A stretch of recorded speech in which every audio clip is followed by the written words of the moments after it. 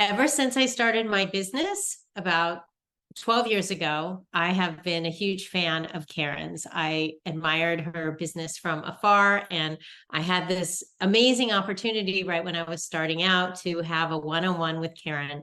And it really helped me figure out the message that I wanted to share with the world. And fast forward 10, 11 years later, Karen came back into my life. I had her as a guest on my podcast. She has like such a way of saying things that are hard for people to process, but when they hear it from Karen's mouth, it's always just easier to digest. We talked about emotional eating.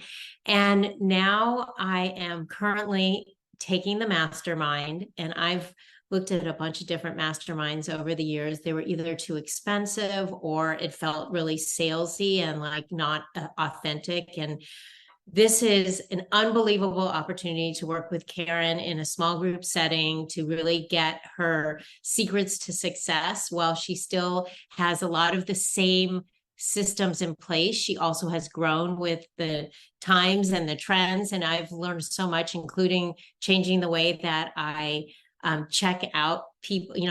My system for processing sales is now upgraded and elevated, and it's such a great way. And then also I've taken advantage of an opportunity to work with Karen again, one-on-one.